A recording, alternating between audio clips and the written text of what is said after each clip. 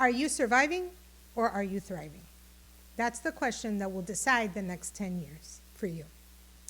Hi, my name is Terry Arvizu Gonzalez, and you are listening to the Tag Collab. It's this question that I asked myself when I made a huge, major career and very bold career change. And I'll be honest with you, it wasn't easy, and it still isn't easy.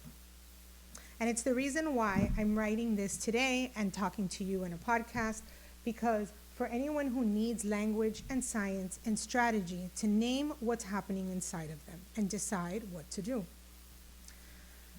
Because survival mode is sneaky. It can look like stability. It can look like achievement. It can look like I'm doing fine. But thriving is different. Thriving is building a life and career that stays valuable over time, not just one that looks good right now. Here's the part that people don't talk about. You can be making great money and still be in survival mode.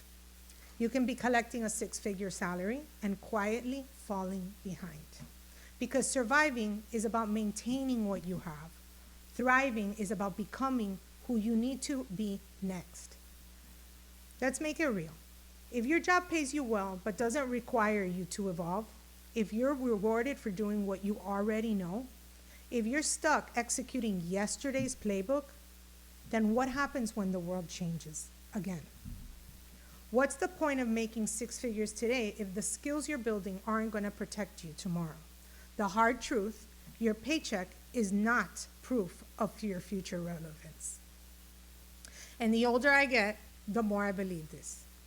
It is our job, no matter where we work, to stay employable and to stay valuable and stay relevant. I often say, I'm more afraid of becoming irrelevant than of the change itself. A company can give you a role, but it cannot give you long-term security. That part, it's on you. Survival mode has a purpose. It's not evil, and it's protective. Let's talk about the science behind it. Your brain is wired for one job, and that is to keep you alive. Not fulfilled, not expanded, not a visionary, just alive. That's why survival mode prioritizes things like certainty, control, routine, immediate reward, avoiding risk, don't mess this up. It is honestly caveman logic. Your brain is basically telling itself, listen, we found food, don't wander. Even if the food is a job that's slowly shrinking you. Survival mode loves autopilot, predictability, comfort, staying in your lane, repeating what worked before over and over and over again. And to be fair, the strategy works for some time, but it will not build long-term success. Thriving requires a different operating system.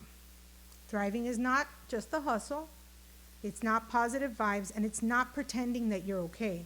Thriving is a biological state. When you're thriving, your nervous system is regulated enough where you can access the part of the brain that is responsible for strategic thinking, planning, creativity, problem solving, emotional regulation, adaptability, learning, innovation, leadership.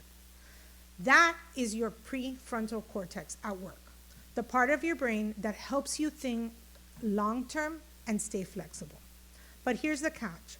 When your brain senses any threat, even a social threat like looking stupid, falling, being judged, it shifts control away from the prefrontal cortex over to what they call the amygdala. That's when the brain prioritizes speed over depth, defense over possibility, immediate relief over long-term growth. In other words, survival mode makes you react, and thriving mode makes you responsive. And the difference between those two states can shape your entire career trajectory. Let's name the danger plainly. Survival mode will keep you busy. How often have you created a list with a bunch of things to do, and they're pretty, they're not, they're in the urgent and not important bucket. You feel super productive, you've checked them all off, but have they moved the needle? Have they advanced your mission? Are they things that are going to make you successful, pushing you past your comfort zone, making you more relevant for the future, expanding your skills?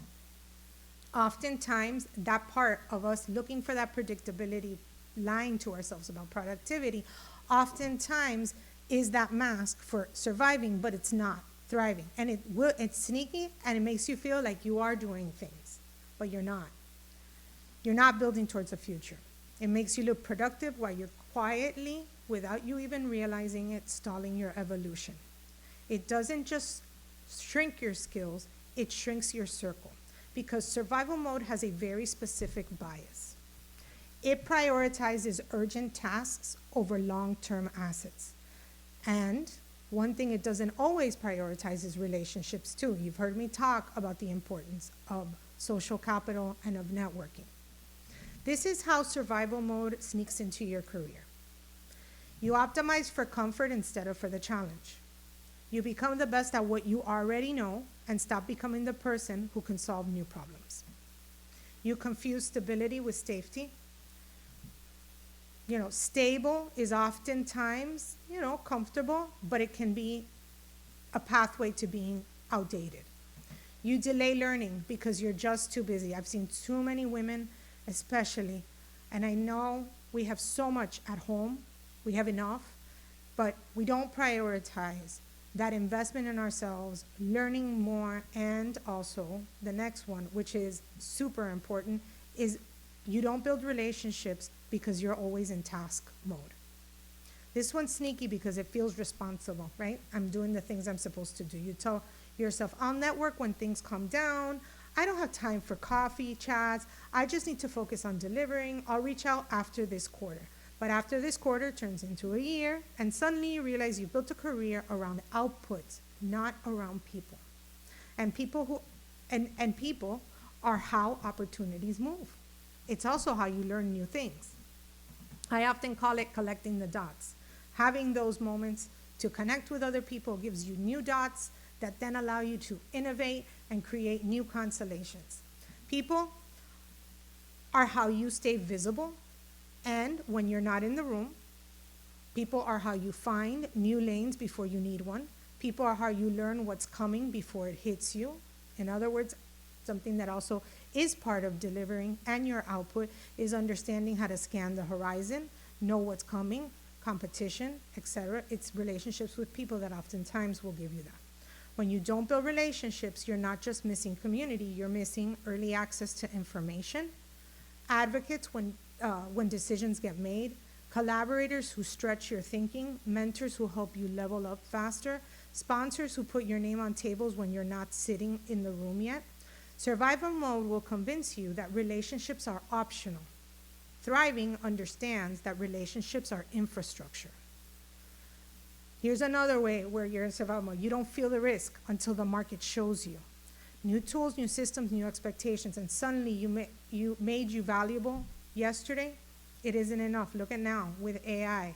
Look at now in media, where so many of us, had 3 people to do what we're doing here today. We'd have a whole control room. Today we're doing it with just 2 people, and probably could do it even just with 1, right? On our phones, we're creating graphics. We think we need to have entire graphic departments. Setting aside that time to have continuous learning is important for the longevity of your career, not the just right now. That is a trap. That becomes the trap. Survival mode protects the present while sacrificing the future. Now, having a growth mindset, okay, the thriving skill that changes everything. That is where growth mindset matters, not as a motivational post or anything like that, but this is brain science. Growth mindset was popularized by a psychologist named Carol Dweck in the early 1990s. It's the belief that abilities can be developed through effort, strategies, and feedback, not fixed traits you either have or don't have. But the deeper benefit is that growth mindset can also help you reduce threat. When you believe you can learn, change feels like, when you believe you can't learn or whatever, if change feels like danger and development. And what happens? Your prefrontal cortex is dislodged and your amygdala takes over. A growth mind shift will tell that inner narrative. It'll take that narrative from I don't know it, I'm behind, to I don't know it yet. I can learn it. That yet is not small, it's freedom. Because when the brain feels safe enough to learn, it re-engages the prefrontal cortex, and your thriving brain turns on. And suddenly you can do what survival mode could not. Think bigger, tolerate discomfort, experiment without panic, evolve without shame. I tell my students today, what I'm teaching you today, the framework may not be relevant tomorrow. You need to leave knowing that you're going to be a student for life. Everything is a loop, and you're constantly rejuvenating and learning over and over again. The world changes way too fast, we know that, and it's changing faster and faster than it did before. Here's the paradox. The earlier that you learn this, the less scary change becomes. Because when you stop making it mean that you're failing, that you're behind, that you're not smart enough, that you've missed your chance, instead, you're treating change as a normal part of staying relevant. You stop fearing the unknown, and you start fearing stagnation. Not from panic, but from clarity. Here's how you can discern survival mode versus thriving mode. This is the part that matters most, discernment. I often pray to the Holy Spirit for discernment. It is a gift of the Holy Spirit, because the goal is not to never be in survival mode. I mean, we do need to stay alive. The goal is to recognize when you are and stop building your whole life from that place. Signs that you're in survival mode. You're avoiding change even though you know you've outgrown the situation. You're staying because leaving feels too risky. You feel constantly behind when you're doing well. You're overly focused on proving, performing, and pleasing. You're learning less, not more. You're getting paid but shrinking inside. You're fine, but you're not expanding. These are the signs when you are in thriving mode. You're making choices aligned with long-term growth. You're building skills that will matter in 2 years, not just today. You're thinking in outcomes, not tasks. You can tolerate discomfort without spiraling. You're curious again. You're investing in yourself consistently, and you feel stretched, but you feel alive. Thriving isn't easier, but it is more honest. So, survival mode isn't failure. It's a signal that our brain is protecting us, and a signal that we need to figure out is there when it's holding us back. Long-term success, the kind that makes you resilient, relevant, and genuinely fulfilled, requires a skill a lot of people never build, which is the ability to notice when the state you're operating from, to notice when it's in survival mode, and then choose differently. I'll ask you again, are you surviving or are you thriving? Because if you're surviving, don't shame yourself. Just build a whole just don't build a whole decade there, okay? You deserve a future that doesn't just pay you, but it grows you. So, within my podcast and on Substack, I will be including a couple of frameworks and some additional worksheets for you to work and figure out and discern in what mode you're in. And also the framework called STAR. It's an acronym. Please look it up and you'll understand it. If you liked this podcast, please share it with your friends, and know that you can find me anytime on Apple Podcasts, Spotify, or on Substack under the tag Collab. Till next time.